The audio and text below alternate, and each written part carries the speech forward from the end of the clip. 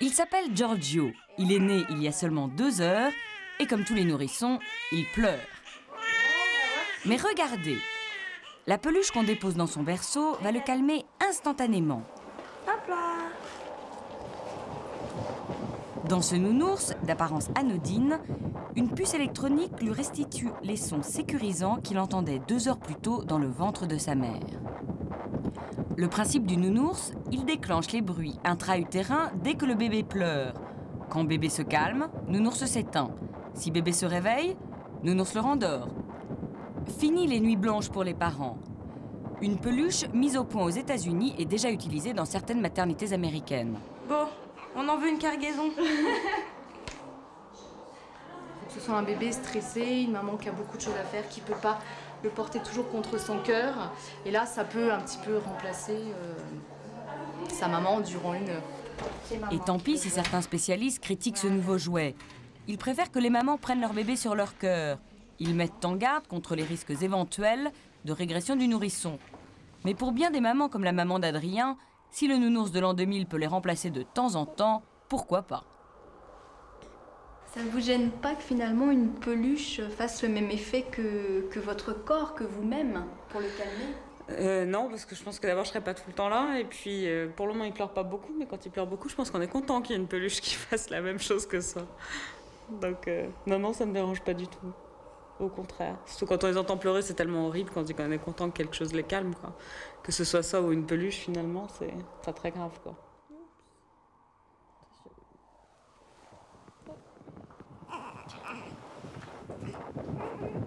Et à nouveau, Adrien se calme. Ce nounours est l'un des pionniers des jouets de l'an 2000. Les jouets de la nouvelle génération. Fini la vieille peluche traditionnelle. Aujourd'hui, les jouets parlent, interpellent, amusent, interagissent avec les enfants. Dans les cas les plus extrêmes, ils remplacent même les parents. Et je veux le vert et Kiki dans sa cage. Ils ont été les vedettes de Noël 99 et vont envahir de plus en plus le rayon des jouets. Certains sont de véritables partenaires programmés pour se comporter comme un petit animal domestique. On les appelle les jouets de l'an 2000, les jouets interactifs. Le mot-clé pour l'an 2000, c'est l'interactivité. Le fait que l'enfant puisse communiquer avec son produit, avec son jouet préféré, avec son animal favori, avec son personnage préféré, c'est quelque chose d'exceptionnel. Un jour, je serai roi. Et je serai ta reine. Nous régnerons ensemble. Mais derrière ce monde merveilleux où 2 peluches se parlent, il y a toute une technologie beaucoup moins poétique. Voilà l'envers du décor.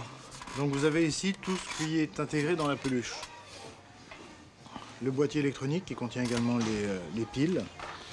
Vous avez ici le mécanisme de la bouche, la technologie infrarouge et le micro qui s'intègrent dans cette petite partie-là, les petits boutons que vous retrouvez ici dans la patte et dans l'oreille, et bien entendu le haut-parleur. Donc le fonctionnement est simple, puisque vous appuyez sur un de ces boutons-là. Vas-y. Je dois parler à Chiara. Où allons-nous? On part à l'aventure? Et voilà ce que donne l'infrarouge. C'est la technologie de l'infrarouge qui a permis la synchronisation et le dialogue entre les 2 peluches. Elles peuvent dire 65 phrases différentes chacune. Elles sont interconnectées, un peu comme si elles étaient chacune munies d'une télécommande. Chaque phrase, dite par l'une, déclenche une réponse de l'autre.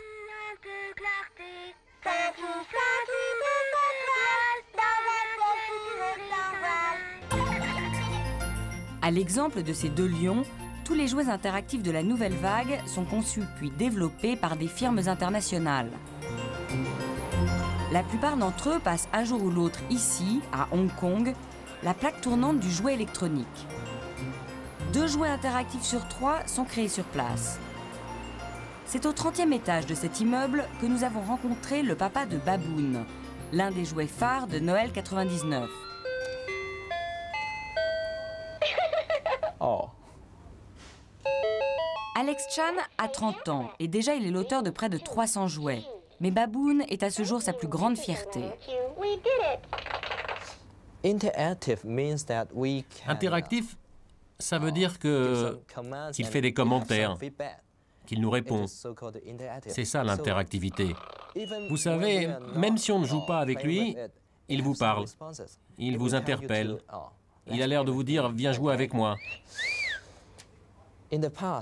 Avant, les jouets avaient une manière un peu simpliste d'apprendre aux enfants, et des choses qui étaient finalement assez barbantes. Par exemple, les enfants appuyaient sur un chiffre et le jouet répétait ce chiffre, ou ils appuyaient sur une forme et le jouet nommait cette forme, mais c'était très ennuyeux.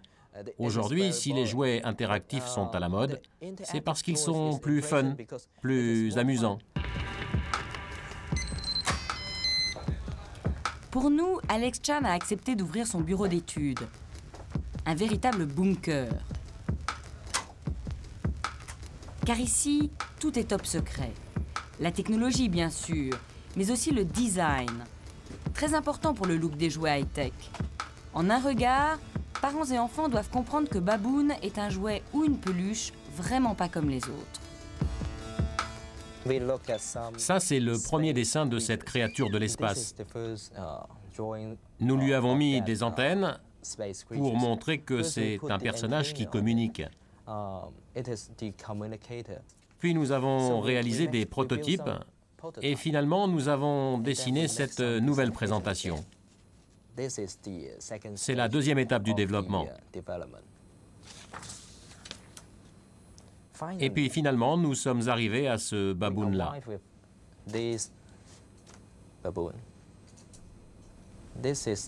Pour nous, c'est le mieux de tous. Il ressemble aux enfants, il est amical et il est adorable. Sur le plan de la technologie, quel genre de jouets pourrons-nous avoir dans les prochaines années? Nous essayons de mettre au point de nouveaux produits. Celui-ci, par exemple, sur le plan technologique, c'est beaucoup plus compliqué, beaucoup plus avancé que le baboon. Vous pourrez lui parler et il vous répondra. Mais vous arrivez un peu trop tôt, je ne peux pas vous faire de démonstration parce que c'est top secret. Le sujet est top secret. Le premier fabricant capable de sortir ce genre de produit fera un malheur. C'est lui qui décrochera sans doute le jackpot. Si la conception de ces jouets est coûteuse parce que de plus en plus complexe, elle fait appel à l'électronique de pointe, en revanche, le coût de fabrication est réduit au maximum. Et ce n'est pas un hasard si tous ces jouets électroniques sont fabriqués, au moins en partie, dans des pays où la main-d'œuvre est bon marché. Entre Hong Kong et Shenzhen, en Chine populaire, il n'y a qu'une autoroute et à perte de vue des usines les unes à côté des autres. C'est ici que sont fabriqués tous les jouets pour l'Occident. Dans cette usine, 2500 ouvrières travaillent 10 heures par jour. Elles ont entre 16 et 25 ans. La majorité d'entre elles vient du nord de la Chine. Elles travaillent et dorment sur place à l'usine. En Chine, ces jeunes filles sont enviées. À Shenzhen, les conditions de travail sont moins pénibles et les salaires plus élevés. Elles gagnent 400 francs par mois, soit 100 francs de plus que le salaire moyen. Aujourd'hui, elles fabriquent pour nos chères têtes blondes les ridoudous, un dérivé des fameux Teletubbies, un jouet du premier âge. Quand vous prenez le jouet dans la main, par en dessous, vous entendez le son. C'est parce que sur la main, il y a un peu d'humidité. Et cette humidité est conductrice d'électricité.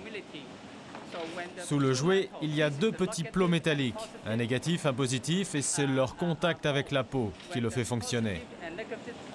Et c'est comme ça, quand vous le posez sur la main, que vous le faites parler. Attention, attention. Ouh là là là là. Retour en France avec un ridoudou et test grandeur nature avec Sacha, 2 ans, observé par la pédiatre Edwige Antier. T'as vu? Attention! Ouh là là, il va les écraser! Ah, vous voyez comment, en tout cas, un jouet peut être détourné. Ce qui compte, c'est de jouer avec. Toujours jouer avec. Ouh. Je veux pas me faire écraser! Ouh, je veux pas me faire écraser! Alors, ce genre de jouet qui apprend une seule fonction à l'enfant est très intéressant. Plutôt qu'un jouet qui l'inonde de multifonctions. Toujours un paramètre par un paramètre. L'enfant comprend tout de suite l'action de ma main sur le petit jouet et fait une relation de cause à effet. C'est une découverte très intéressante. Ça exerce sa réflexion, son observation. Donc je préfère les jouets qui ont une seule fonction, qu'ensuite il va pouvoir détourner pour rentrer encore dans son monde fantasmatique. Jouons ensemble. Appuie sur ma main droite. Il a dit appuie sur ma main, appuie sur mon pied gauche. Oh. Dès qu'ils sont interactifs, l'enfant se précipite vers ces jeux-là. Interactif, ça veut dire qu'il peut réfléchir en permanence. Nos enfants s'ennuient. C'est fou ce qu'un enfant entre 1 et 3 ans en particulier s'ennuie. Le cerveau de l'enfant consomme autant d'énergie à 2 ans que celui d'un adulte. Et de 4 ans à 9 ans, nous voyons aujourd'hui en imagerie médicale qu'il consomme 2 fois plus d'énergie que celui d'un adulte. Il est en train de penser, de découvrir, de chercher. Alors le jouet interactif lui permet d'aller à la rencontre de sa pensée. Papa. Mais pour la pédiatre, le jouet interactif par excellence, c'est l'ordinateur. Et oui, même à l'âge de 2 ans. À condition de ne pas dépasser 20 minutes par jour et d'adapter le programme à l'âge de l'enfant. Depuis quelques semaines, Sacha joue comme un grand sous l'œil complice de sa maman, avec un logiciel pour tout petit sorti il y a quelques mois. Le principe est simple. Pour habiller le petit ourson, il suffit à Sacha d'appuyer sur n'importe quelle touche du clavier. Les enfants sont attirés par cette technologie parce qu'ils y retrouvent leur mode de fonctionnement propre. Déjà, un bébé, quand il vient au monde, est comme un ordinateur en stratégie de recherche, comme on dit. C'est-à-dire qu'il recherche les informations de l'environnement pour se programmer. Donc, il sait comment ça marche. C'est déjà son univers. Votre enfant est dans son univers. Vous vous en êtes éloigné depuis longtemps. L'école vous a amené bien loin de la technologie. Et nous entrons dans un siècle où vraiment nos enfants vont complètement maîtriser cette communication merveilleuse.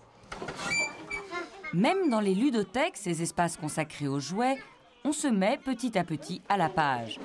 Aujourd'hui, 1 jouet sur 10 est interactif. 1 jouet sur 10 fonctionne avec une puce électronique. Grâce à cette puce, le jouet n'est plus passif mais actif, au point de pouvoir interpeller l'enfant. Je dois parler à Kourou. Où allons-nous?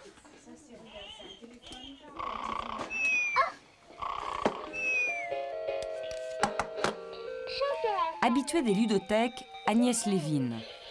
Psychopédagogue, elle observe les enfants jouer et teste tous les jouets, particulièrement les nouveaux jouets interactifs.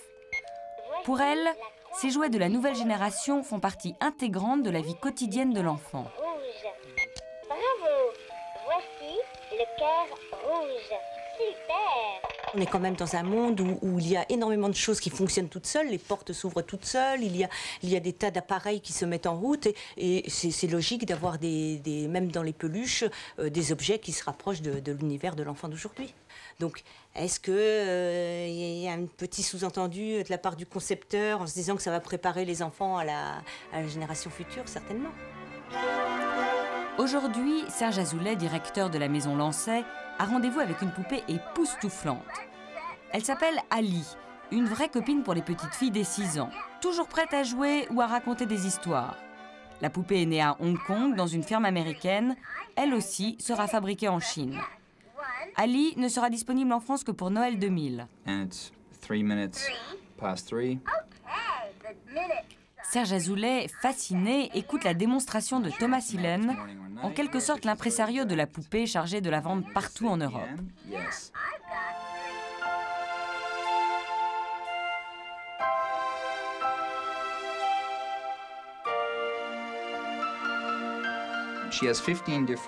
Cette poupée a 15 capteurs sur le corps. Elle peut reconnaître ses chaussures, savoir comment elle est habillée, peignée. Mais le plus important, c'est qu'elle remue aussi la bouche quand elle parle. Elle a une mémoire de 32 mégaoctets à l'intérieur, ce qui veut dire qu'elle est capable de dire 1600 mots différents. Hi, happy face. I'm Allie. We're going to be best friends. We're going to go on adventures, tell stories, and play games. Ce qui est très important, c'est qu'initialement, Ali vient d'une technologie basique qui avait déjà fait ses preuves. Le plus, c'est que les petites filles peuvent la personnaliser à leur image. Pour cela, il faut utiliser son livre, une sorte de disquette qui prolonge l'ordinateur et qui s'attache à la montre. Enfin, si ça veut bien rentrer, hein. Voilà.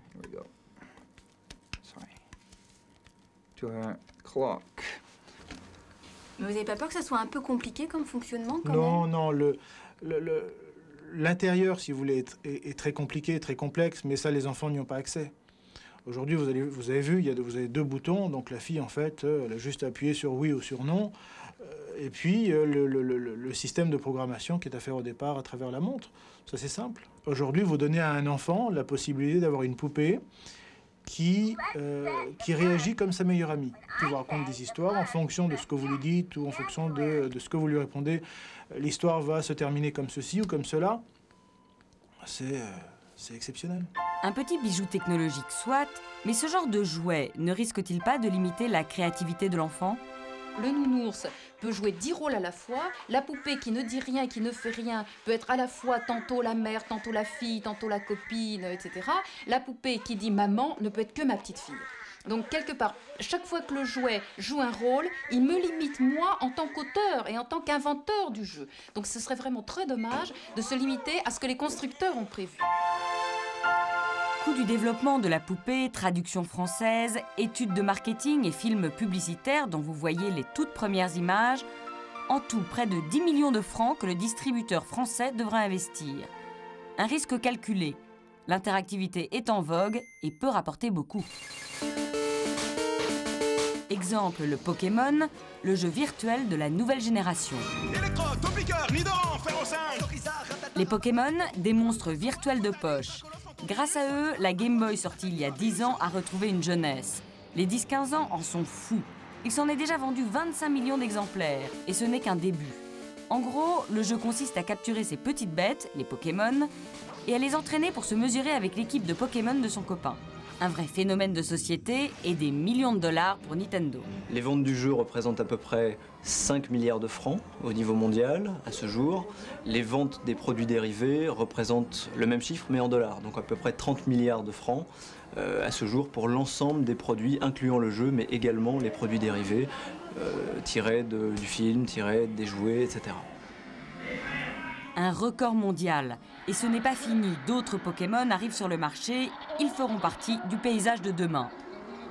Les Pokémon existent depuis 4 ans au Japon, 1 an aux États-Unis, 6 mois en France. Dans les cours de récréation ou à la maison, on ne parle plus que de ces monstres. Vae et Ulysse ont 10 et 11 ans. Ils ont découvert le jeu il y a 2 mois. Depuis, ils sont accros et vivent dans un monde bien difficile à décoder pour les parents. C'est la cabane secrète ? Quand on rencontre des gens qui veulent se battre contre nous, eh ben, on se bat contre leurs Pokémon et nous on a un Pokédex. Ça enregistre les données des Pokémon, leurs statistiques, etc. Et donc avec ça, on peut savoir où ils sont leur nid. Et après, on va dans des hautes herbes et c'est à partir de là qu'on peut les attraper. Ça a l'air compliqué quand même comme jeu. Pour les adultes, oui. Qu'est-ce qu'il a de plus ce jeu que d'autres jeux? Il se finit pas. Parce que même si on le finit, après on peut toujours prendre un câble et jouer avec lui, jouer avec son frère ou son copain. On peut toujours capturer d'autres Pokémon. Ça se finit jamais. Se battre contre un autre joueur, une interactivité supplémentaire, mais aussi un bon moyen pour passionner les enfants et les pousser à jouer plus longtemps. Alors combien de temps vous jouez comme ça par jour? Ça dépend, des fois on joue à 7-8 heures. Non, peut-être pas. À peu près. On joue 5 heures d'affilée, puis après le soir on joue 3-4 heures. Et vous jouez quand? Des fois on joue la nuit. Des fois on joue la nuit. La nuit, vous relevez? C'est arrivé, oui. À eux deux, Vae et Ulysse totalisent déjà 150 heures de jeu en 2 mois, soit un peu plus de 6 jours pleins.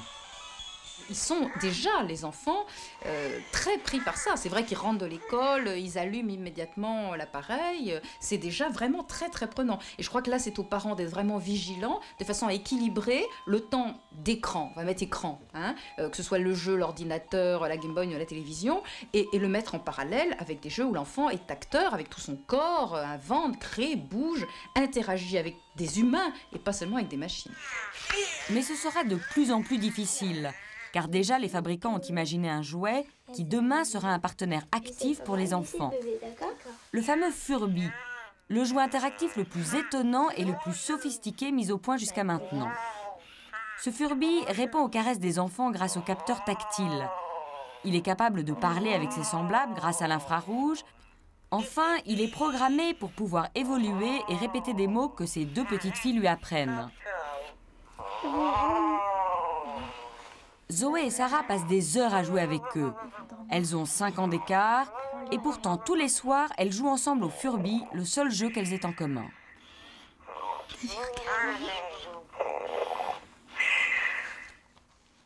Si on les met ensemble et qu'il n'y a pas trop de bruit, et ils parlent ensemble et ça peut durer, mais alors je sais pas combien de temps. Ils apprennent des mots? Oui, quand il y a celui-là, il parle en anglais. Mais ces deux-là, quand on parle, ils apprennent des mots en français et après ils les répètent. Tu peux nous montrer? C'est que quand ils veulent. Et des fois, ils chantent et ils dansent. Ils dansent? Ils dansent comment? Il ne veut pas toujours le faire, faut pas qu'il y ait de bruit. On tape dans les mains très fort et il se met à danser. Doucement, Sarah. Tu tapes doucement. Regarde. Il y a un côté très ludique en fait chez les Furby, c'est-à-dire que même quand vous les couchez, il y en a toujours un qui parle à l'autre, on les entend rire, on les entend discuter, faire des petits bruits. Et quand c'est un peu too much, le seul moyen de les débrancher, c'est d'enlever les piles. Et donc là, c'est sûr, c'est fini. Qu'est-ce que ça a apporté à vos filles, d'après vous, ce genre de jouet? Apporter, c'est beaucoup dire. Je pense que c'est un jouet un peu plus sophistiqué que d'autres par rapport à des pluches. C'est un jouet qui parle. Et en plus, il y a la notion de langage évolutif qui est assez marrante. C'est-à-dire qu'au début, ils ne se comprennent pas. Lui parle Furby, elle parle français. Et puis petit à petit, il y a des mots comme ça. Bonjour, c'est la fête. Ce qui fait que ça fait un peu marrer tout le monde. Ça surprend. Et donc, c'est plus interactif, je dirais, qu'une peluche avec laquelle elle s'amuse aussi beaucoup. Mais bon, il y a un plus. Le plus, c'est que le Furby se comporte pratiquement comme un petit animal domestique, en beaucoup plus docile quand même. Mais là, les fabricants sont peut-être allés un peu trop loin. Je trouve qu'il y a un risque à mettre les enfants de plus en plus dans un monde virtuel. C'est quand même... la vie, c'est pas ça. Alors, je sais bien qu'au bout d'un moment, ils vont faire la part. Bien sûr, ils sont pas idiots. Assez rapidement, ils vont faire la part. Au moment à peu près où ils croient plus au Père Noël, ils vont être capables de faire la part entre le réel et le virtuel. Mais le virtuel est tellement agréable que je me demande s'ils vont pas finir préférer vivre dans ce monde-là. Et à 15 ans, envoyer des emails plutôt que de sortir avec leurs petits copains. Les jeux interactifs de la nouvelle vague, simple passade ou véritable révolution du jouet? Pour une fois, ce choix ne reviendra ni aux fabricants, ni aux psys, ni même aux parents, mais aux enfants eux-mêmes. La réponse, Noël prochain.